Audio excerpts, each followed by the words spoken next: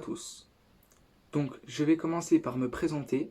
Je m'appelle Kylian, je suis élève en première Bac Pro et j'ai actuellement 16 ans. Donc aujourd'hui, je fais cette vidéo. Comme vous aurez pu le constater, dans le titre, ça sera une vidéo des métiers face à la crise du coronavirus, le ras-le-bol. Alors, pourquoi j'appelle le ras-le-bol ? Je vais vous le dire dans la vidéo. Ce que je constate actuellement, suite aussi à l'allocution de M. Macron, que les métiers les plus utiles à notre société sont les moins payés. Est-ce vrai ? Ou est-ce faux ? Dites-moi-le en commentaire si vous pensez que c'est vrai ou si vous pensez que c'est faux. Car moi, ça me sidère. Et il y a un autre truc qui me sidère, c'est qu'il n'y a que en temps de crise sanitaire comme là, en cas de guerre, qu'on voit, qu'on s'en rend compte. Surtout. Parce que on doit remercier les gens tout au long, pas que en crise ou en guerre. Je vais citer quelques exemples. Les éboueurs, les caissiers, les caissières, les routiers, les agriculteurs surtout, et toutes les personnes qui sont dans les usines de transformation pour vous donner la marchandise aussi. Le personnel soignant, les forces de l'ordre, les pompiers. Donc, ça, je voudrais que les personnes qui travaillent en ce moment soient remerciées sur du long terme. Car on les remercie que pendant cette crise. Et c'est pas comme ça que ça marche. Donc, je vais faire un point. Les petits commerces, vous croyez qu'ils vont pouvoir se relever face à cette crise ? Ah, d'après Bruno Le Maire, oh bah oui, on va vraiment donner des subventions pour que les commerces puissent rouvrir, pour qu'il n'y ait pas de faillite. Ben moi, j'y crois pas, parce que c'est pas en donnant 1500 € à un petit commerce qui va pouvoir se relever. Donc il faut bien plus. Ensuite, les caissiers et caissières, très beau métier, et pourtant très mal payés. Ils sont là pour vous achetez de la nourriture, que vous alliez au magasin pour vous nourrir. Ils sont là en première ligne face à cette épidémie du coronavirus. Mais vous en foutez totalement. Qu'est-ce qu'ils pensent les caissières et les caissiers ? Le soir quand ils rentrent, voir leur famille, est-ce que c'est facile ? Peut-être je l'ai, peut-être je l'ai pas. On ne sait pas. Donc respectez-les. Aussi, les routiers, ils sont là, ils font leur boulot tous les jours, 24 heures sur 24, que d'habitude, ils prennent leur temps pour livrer les marchandises. Et pourtant, il y a beaucoup de problèmes de législation dans le métier de chauffeur routier. Car ils essayent de faire au maximum pour vous livrer le magasin, parce que vous dévalisez les magasins. Parce que vous croyez que c'est une guerre où on n'aura plus rien à manger. C'est faux. Tous les magasins sont réapprovisionnés. Vraiment. Tout. Mais vous continuez à vous jeter sur la nourriture. Alors, c'est pas parce que il y a la crise du coronavirus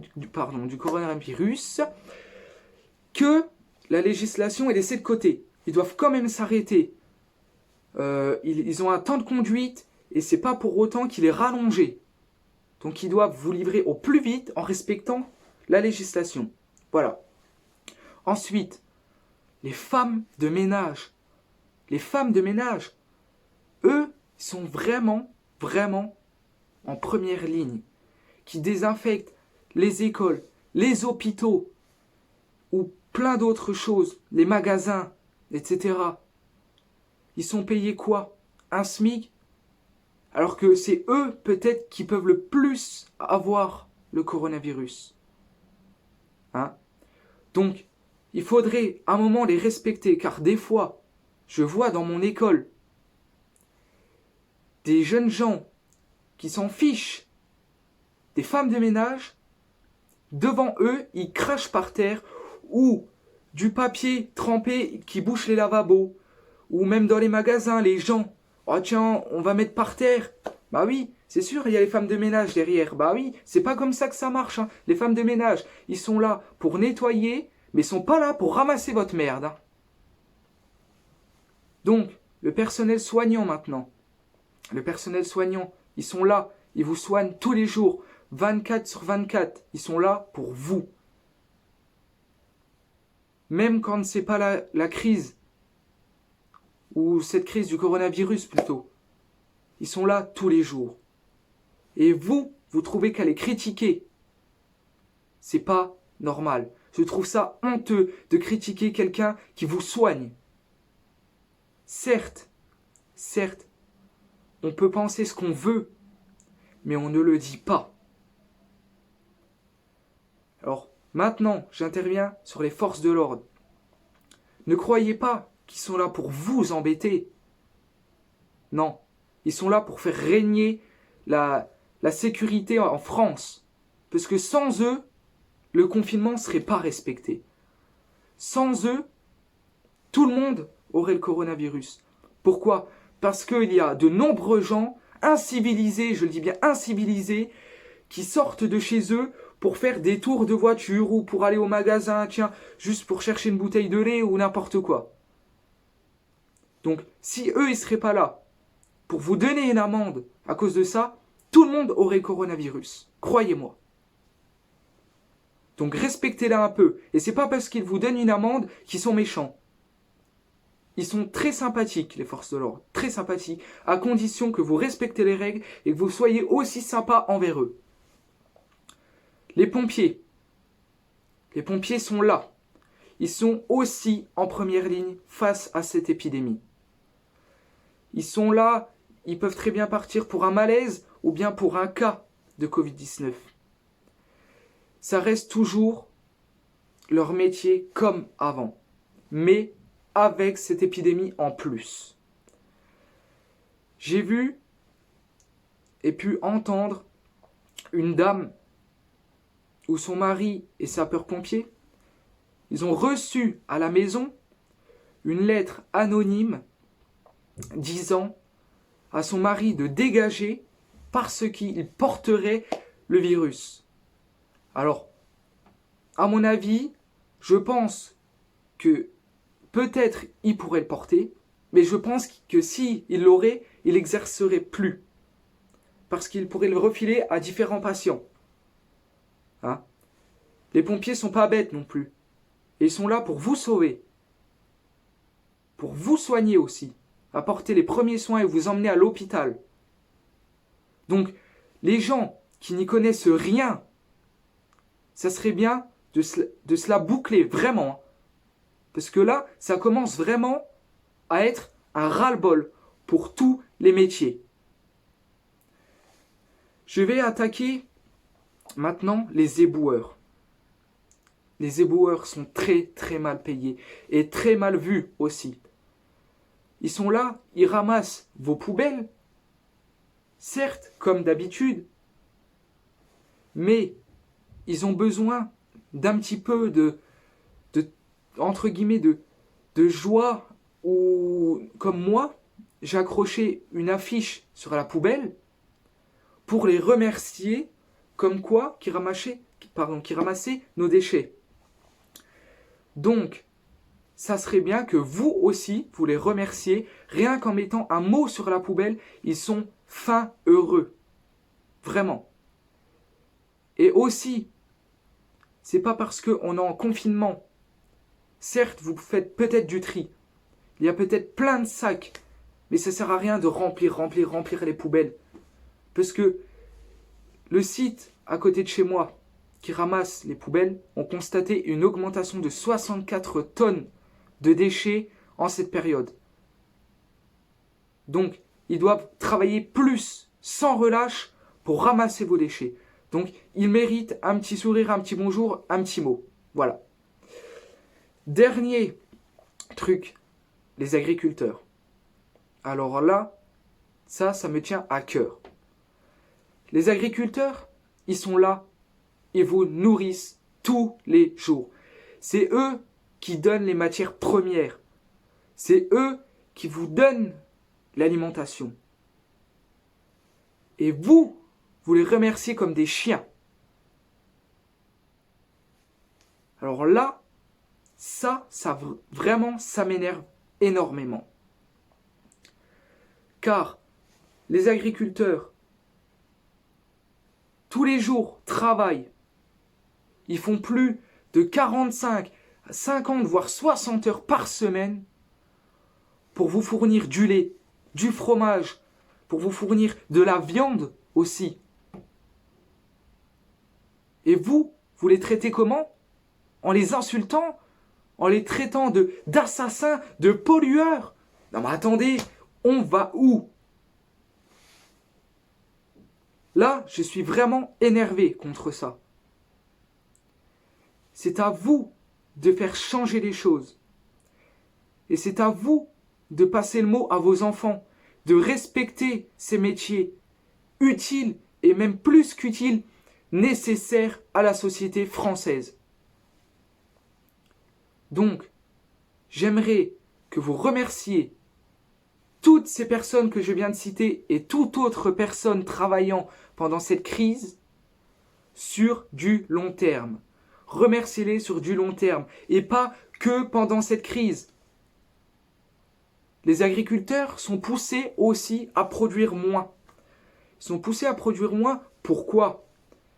Pourquoi ? Parce que les usines de transformation derrière ne suivent plus. Il n'y a plus de personnel. Et le paysan, lui, va perdre de l'argent encore et encore. Déjà qu'il n'en touche presque pas. Il y a des agriculteurs qui se retrouvent avec moins de 500 € pour vivre dans le mois. Est-ce que c'est normal ? Non.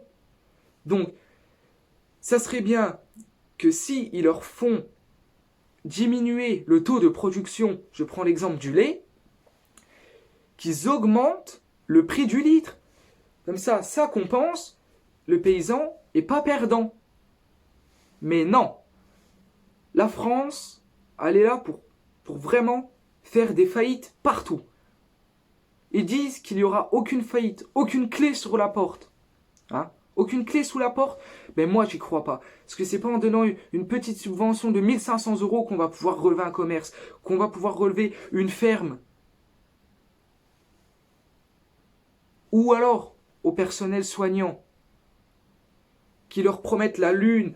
Oh, vous aurez, je vous jure, une très belle prime.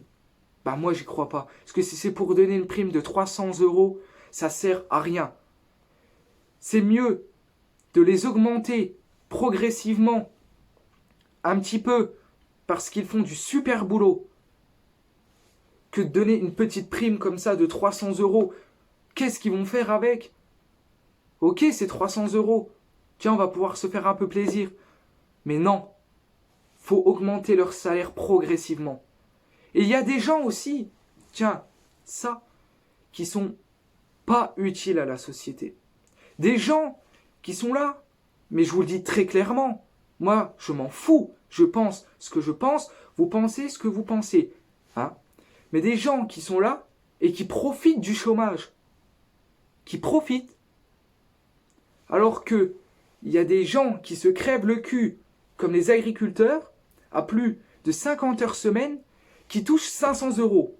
Et il faut encore payer tout derrière. Toutes les taxes. Faut tout payer, tout calculer. Vous qui êtes au chômage, touchez certainement une certaine somme, je ne saurais pas combien vous dire, mais touchez une certaine somme, mais tout est bénéfice derrière. Vous avez cette somme pour vous faire plaisir. Car si vous êtes au chômage, vous avez certainement les aides au logement, vous avez certainement les allocations familiales si vous avez des enfants. Et vous, au lieu de travailler Je généralise pas tout le monde dans le même sac, hein, parce qu'il y en a vraiment qui, sans relâche, cherchent du travail. Et je le sais. Mais il y en a vraiment, vraiment, qui se les glandent sur leur canapé toute la journée, à ne rien faire, à être payés par des gens qui travaillent non-stop par la France. Mais je trouve ça honteux. Honteux car ces gens-là ne méritent pas d'argent. Ces gens-là, ils se la coulent douce et ils se font vraiment plaisir. Ils s'achètent le dernier téléphone, la dernière télé incurvée et tout. Et nous, qui essayons de, comme on peut, qui essayons de vivre comme on peut, on n'arrive pas à se payer de tel objet. Est-ce que c'est normal? Je pense qu'il y a une grosse inégalité dans ce pays. La devise de liberté, égalité, fraternité, je pense qu'elle n'est pas respectée. Je pense qu'il y a beaucoup d'inégalités dans ce pays. Certes, il y a de l'égalité entre des choses, voilà. Mais l'inégalité n'est pas là partout. Donc, ça serait bien, je vous le dis clairement, pendant la guerre, il y avait une devise, ça s'appelait « Travail, famille, patrie ». Et est-ce qu'à ce jour, on n'en est pas là, à cette devise-là? On va au travail, on revient, c'est la famille, et puis après la patrie, pour servir la patrie. Est-ce qu'on n'en est pas là? Moi, je pense que si. Que la devise de la France, ça va pas. Donc voilà, je termine ma vidéo. Et j'espère que cela vous aura fait réagir face aux métiers les plus utiles. Surtout, respectez les agriculteurs, respectez-les. Et tout autre métier, les éboueurs, les caissières et tout ce que j'ai dit dans la vidéo. Car ils ne sont pas là pour faire votre merde, d'accord? Ils sont là pour vous servir, mais ils ne sont pas là pour faire votre merde. Donc sur ce, je vous souhaite une très bonne fin de journée. À la prochaine.